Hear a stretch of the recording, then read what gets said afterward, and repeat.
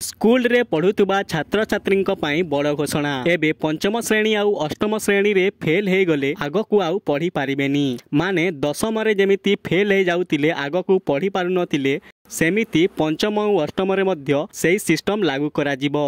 तो जदि आपणक घरर केही पिला छुआ स्कूल रे पढ़ुचंती ताहेले एई वीडियो को शेष जाए देखंतु। तो कौन रही यार सठिक खबर चलतु जानिनेबा। तो वीडियो को स्टार्ट करबा पूर्वरु वीडियो को गोटे लाइक एवं चैनल को सब्सक्राइब कर दियंतु। तो चलतु वीडियो को स्टार्ट करबा।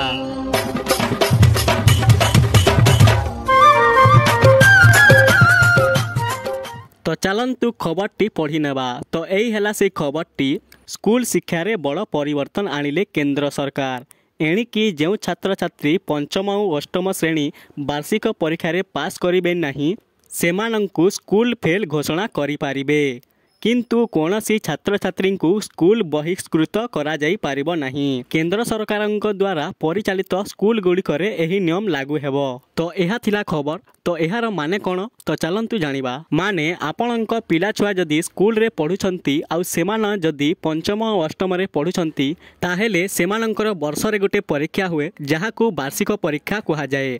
तो जदि से वार्षिक परीक्षा रे सेमाने फेल हो जाती ताहेले सेमानंकु आगकू आउ पढ़ी पारिबे नहीं। माने आपण माने जानिथिबे जेमिति दशम रे जदि जे फेल हो जाए से आगकू आउ पढ़ी पारेनी सेटाकू फेल घोषणा करा जाए, सेमिति पंचम और अष्टम रे जे माने फेल हो जिवे सेमानंकु फेल घोषणा करा जिवो। माने सेमाने आगकू पढ़ी पारिबे नहीं।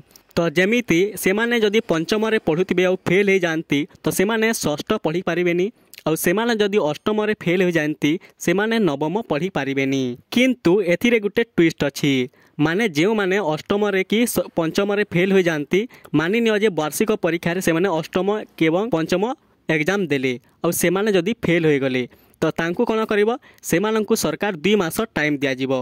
माने 2 मास पढ़िबे और पुणी थरे एग्जाम देवे। माने 2 मास पढ़िबाकू देवे और 2 मास परे पुणी एक गुटे एग्जाम हेबो और से एग्जाम रे जदि पास होंती तो सेमाने जदि पंचम पढ़ुथिबे षष्ठ पढ़िबाकू जिवे और सेमाने जदि अष्टम पढ़ुथिबे नवम पढ़िबाकू जिवे। और जदि से 2 मास परे भी जदि फेल हो जाती ताहेले सेमाने जो क्लास रे पढ़ुथिबे सेही क्लास रे एका पढ़िबे।